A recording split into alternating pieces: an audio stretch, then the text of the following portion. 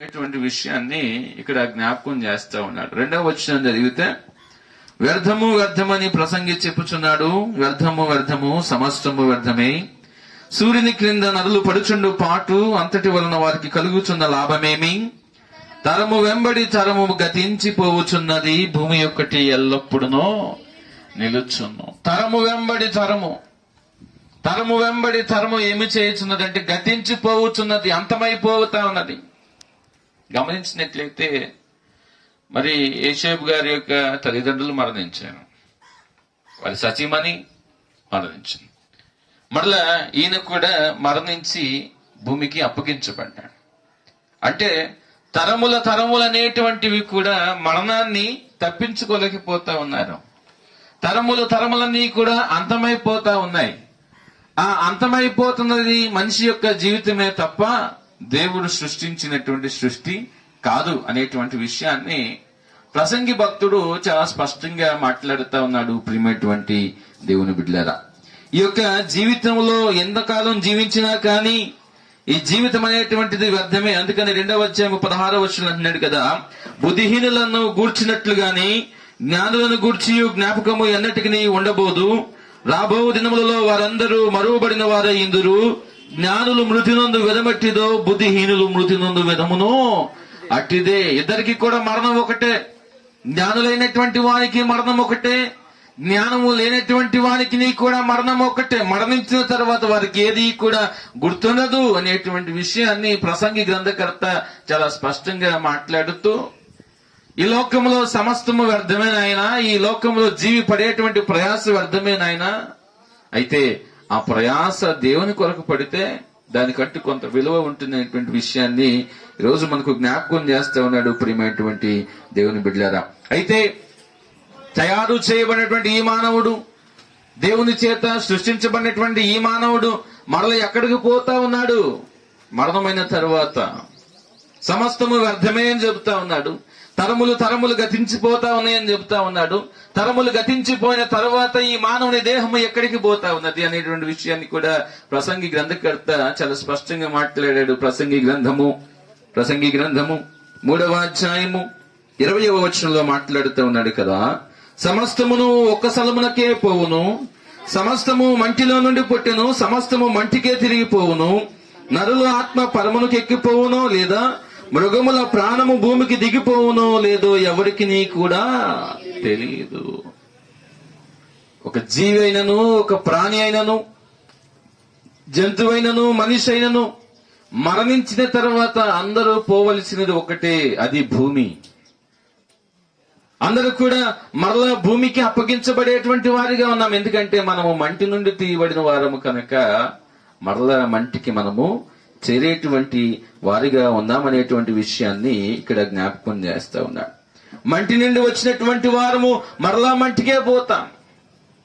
ఈ విషయాన్ని కనుక ఆలోచన చేస్తా ఉన్నప్పుడు మనం ఎలా వచ్చామో అలాగే పోతా ఉన్నాం. ఈ లోకంలోనికి తల్లి గర్భం నుంచి వచ్చాము.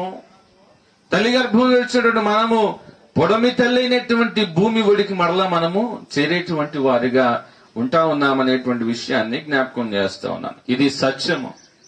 సూర్యుడు తూర్పును ఉదయించి పడమరను అస్తమిస్తాడనేటువంటిది ఎంత సత్యమో, మానవుడు జన్మించిన వాడు మరణించక తప్పదు అనేటువంటిది కూడా జీవిత సత్యమై ఉన్నది. ప్రియమైనటువంటి దేవుని బిడ్డలారా, అందుకని ప్రసంగి గ్రంథకర్త మాట్లాడుతూ మరణాన్ని గురించి ఇంకా మరొక అమూల్యమైనటువంటి మాటను మాట్లాడాడు. చూద్దాం. ప్రసంగి గ్రంథము 5వ అధ్యాయము 15వ వచనాన్ని చదివితే అక్కడ అంటా ఉన్నాడు కదా, వాడు ఏ ప్రకారము తల్లి గర్భం నుండి వచ్చినో ఆ ప్రకారముగానే తాను వచ్చినట్టే దిగంబరిగానే మరల పోవును, తను ప్రయాసపడి చేసుకునే దానిలో ఏదైనా చేత పట్టుకుని పోవుడు, అతడు వచ్చిన ప్రకారముగానే మరలా పోవును, గాలికి ప్రయాసపడి సంపాదించిన దాని వలన వానికి లాభమేమి, ఇదియు మనస్సులకు ఆయాసకరమే, తన దినములన్నీ అతడు చీకటిలో భోజనము చేయును, అతనికి వ్యాకుల్యము, రోగమును, అసహ్యమును కలుగును. తల్లి గర్భం నుంచి ఎలాగైతే దిగంబరునిగా వచ్చావో మరలా దిగంబరుడిగా ఈ లోకాన్ని విడిచి వెళ్లేవాడిగా ఉన్నావనేటువంటి విషయాన్ని జ్ఞాపకం చేస్తాం.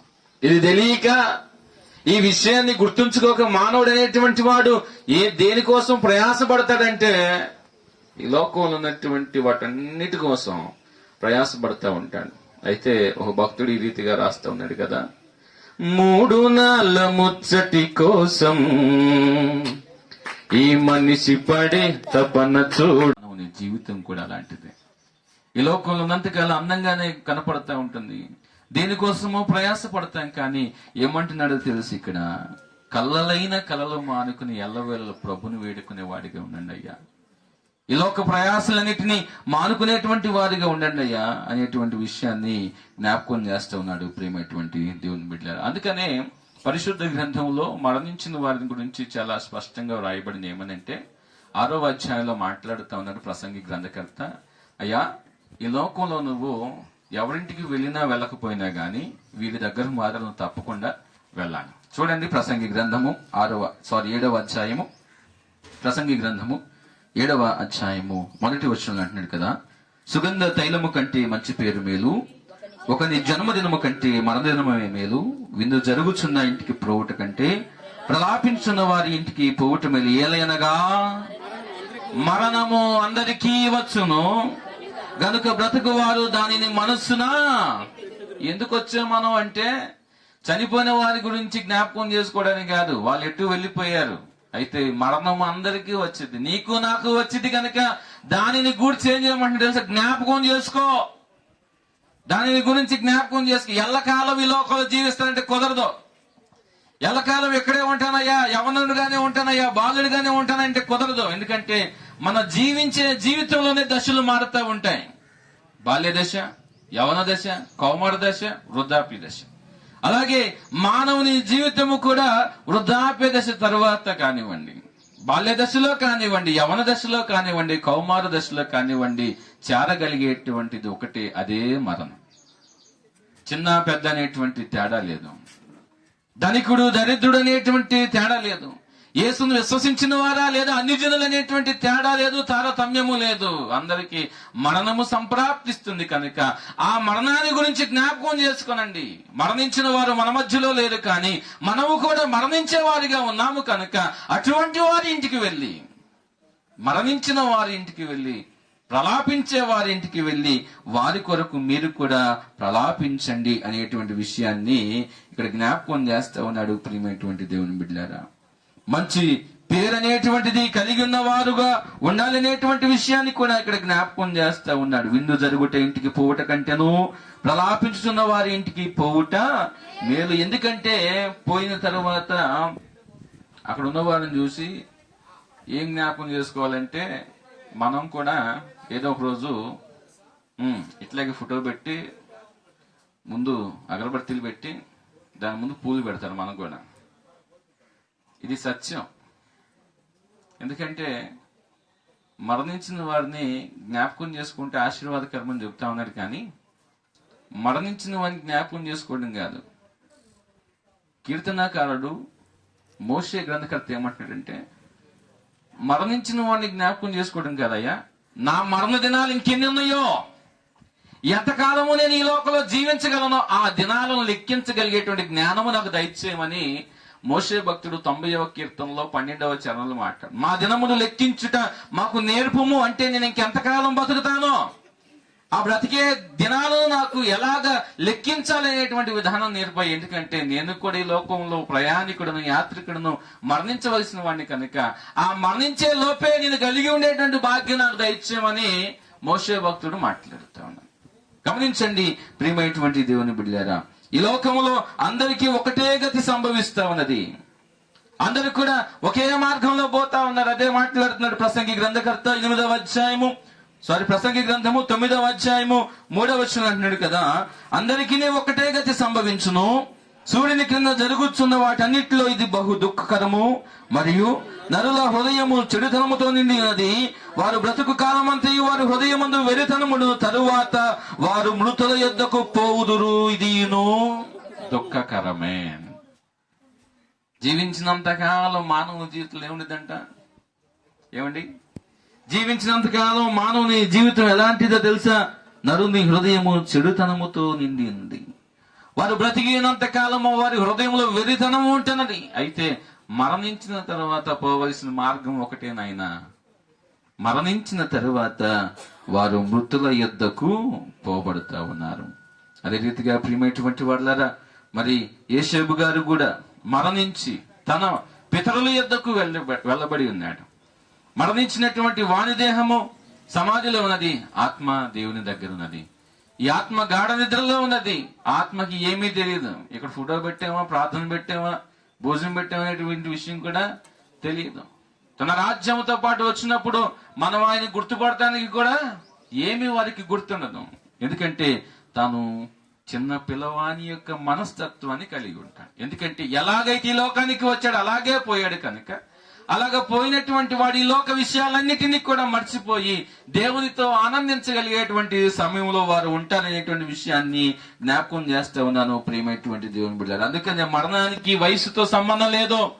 మరణానికి కుర్రవాడా, ముసలివాడా, లేదా చిన్నవాడా, అప్పుడే పుట్టినటువంటి పసికంద అనేటువంటి భేదము లేదు ప్రియమైనటువంటి దేవుని బిడ్డలారా. అందుకని ప్రసంగి గ్రంథకర్త మాట్లాడుతూ ఉన్నాడు కదా, 11వ అధ్యాయము, ప్రసంగి గ్రంథకర్త 11వ అధ్యాయము 10వ వచనం అంటున్నాడు కదా, లేత వయసును నడిప్రాయమును గతించిపోవునవి గనుక నీ హృదయంలో నుండి వ్యాకుల్యము తొలగించుకొనము, దేహమును చెరుపు దానిని తొలగించుకోమని మాట్లాడుతున్నాడు. ఏ కాలం అనేది లేదు నాయన, ఏ కాలమైనా గాని మరణం అనేటువంటి సంభవం.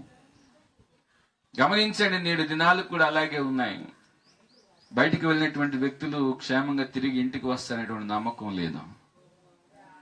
స్కూల్కి వెళ్ళినటువంటి పిల్లలు మరలా వస్తారనేటువంటి నమ్మకం లేదు.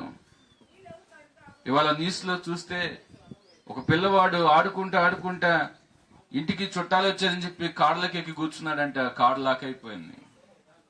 ఎక్కడికి వెళ్ళాడు, ఏడే ఆడుకుంటాడని చూశారు. 3 గంటల తర్వాత కార్లు చూస్తే వికట జీవై పడి ఉన్నాడు. అప్పటిదాకా ఆడుకున్నటువంటి వ్యక్తి ఏమైపోయాడు? మరణం యొక్క కౌగిలిలోనికి చేరాడు. వివాహం కోసం వస్తున్నటువంటి పెండ్లి కుమారుడు ఆయన బృందం ఎదురుగా వస్తున్న లారీని ఢీకొట్టి ప్రాణాపాయ స్థితిలో వారు ఉన్నారు. చెప్పలేము మరణము ఎలా వచ్చేదో, మరణము ఎప్పుడు వస్తుందో ఎవరు కూడా చెప్పలేరు ప్రియమైనటువంటి దేవుని బిడ్డలారా. అందుకని అంటా ఉన్నాడు కదా ప్రసంగి గ్రంథకర్త 12వ అధ్యాయంలో, ప్రసంగి గ్రంథకర్త 12వ అధ్యాయం 6వ వచనం అంటున్నాడు కదా, వెండి త్రాడు విడిపోవును, బంగారు గిన్నె పగిలిపోవును, దారి యొద్ద కొండ పగిలిపోవును, బావి యొద్ద చక్రము పడిపోవును, మైనది వెనుకటి వలె మరలా భూమికి చేరును, ఆత్మ దానిని దయచేసినటువంటి దేవుని యొద్దకు మరలిపోతా ఉన్నది. వెన్నుతాడు, వెండితాడంటే వెన్నుతాడు. నీ నడుమునకు అదినాన బలం ఉండదు, వెన్నుతాడు విడిపోతుంది, బంగారపు కొండలు పగిలిపోతాయి. అంటే అప్పటిదాకా ఎంతో చక్కగా పెంచుకునేటువంటి నీ దేహం అనేటువంటిది మరలా మట్టిలోనికి వెళ్ళిపోక తప్పదయ్యా. అయితే ఇవన్నిటిలో ఆత్మ అనేటువంటిది మాత్రము శ్రేష్టమైనది. ఆ ఆత్మ దేవుని దగ్గరికి వెళ్ళేదిగా ఉన్నదనేటువంటి విషయాన్ని జ్ఞాపకం చేస్తాం. నిజమే ప్రియులారా, ప్రియులు మరణించి గాఢమైనటువంటి నిద్రలో ఉన్నారు. ఆ గాఢమైన నిద్రలో ఉన్నటువంటి వారిని గురించి ఈరోజు మనం జ్ఞాపకం చేసుకుంటున్నాం. వారి కుటుంబానికి ఆదరణ కలిగించాలని వచ్చాం. ఎంతవరకు కలిగించగలం? ఏమండి, ఎంతవరకు ఆదరణ కలిగించగలం? మహా అయితే చచ్చిపోయిన రోజు వచ్చి ఉంటాం, 3వ రోజు ప్రార్థనకు వచ్చి ఉంటాం, ఈ 11వ రోజు వచ్చాం. తర్వాత అండి ఎవరి పనుల్లో వారు ఉండిపోతారు. కుమారుల పనులు కుమారులు చేసుకోవాలి, కుమార్తెల పనులు కుమార్తెలు చేసుకో. ఈ లోకంలో ఉన్నటువంటి విడిచి వెళ్ళిన వారి గురించి ఆలోచించట కంటే మనం ఏమవుతామో, మనం కూడా మరణించే వారిగా ఉన్నాం కనుక ఆ మరణించేలోపే ప్రభువు నమ్ముకుంటే, ప్రభు అంటున్నాడు కదా, నిత్య జీవమును పునరుద్ధానము నేనని మాట్లాడుతున్నాడు కనుక ఆయన యందు విశ్వాసం ఉంచి మరణించినట్లయితే ఆయన మరలా మనలను తిరిగి లేపుతాడనేటువంటి విశ్వాసముతో మరి కుటుంబానికి ఆదరణను, మరి విడిచి వెళ్ళినటువంటి ఆత్మకును దేవుడు శాంతిని కలుగు చేసి ఓదార్చునుగాక. ఆమేన్. దేవుడి మాటలను మన వెనుకల్లో దీవించి ఆశీర్వదించి ఫలింప చేయునుగాక. ఆమేన్.